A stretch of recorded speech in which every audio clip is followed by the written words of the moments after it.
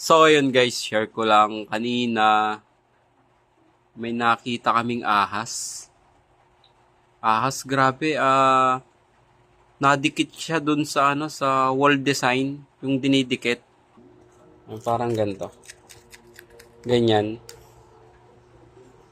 Dumikit yung ahas. Grabe. Na ano siya, na trap. Ganun pala ang ahas. Kapag napasok siya dun sa loob ng wall design na yon, hindi na siya makakagalaw. Kaya ito nangyari, pakita ko sa inyo guys, ang nangyari dun sa ahas.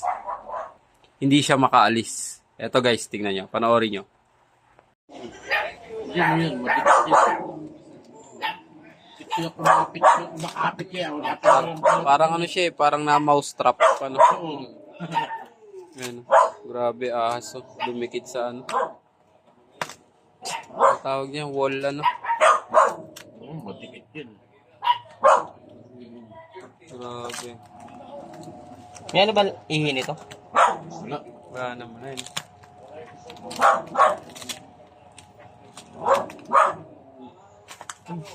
Buhay pa yan. Buhay pa yan, Col. Buhay pa. Oh, yan. Yan ako kasi, sabi ko, may kumukuskus. Ginanon ko yung pader, kasi baka daga. Tapos kasi parang pagtingin ko, nakita nga yung black. Bagang pa nga nakadikit eh. Eto anak, parang anak, eto may namatay na rin eh. Hindi, butik yun. Buti ba yan? Grabe yan. Nakatanggal na yung balat. Tatanggal ang palat niyan, madikit yan. Yan.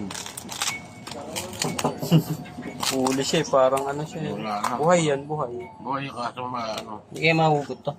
Hindi. Ang dikit na, dikit na sa makagalaw eh. Oh.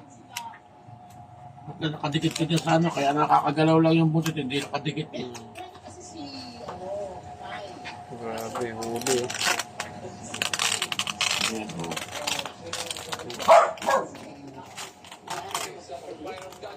Wala pa. Buhay pa yan, Col. Ano ba yan? Ah, Saan nakuha mo yan? Sa kwarto. Kaninong kwarto? Sa akin. Buhay pa, ano? Ano, buhay pa. Oo, bakit nakaganyan yan?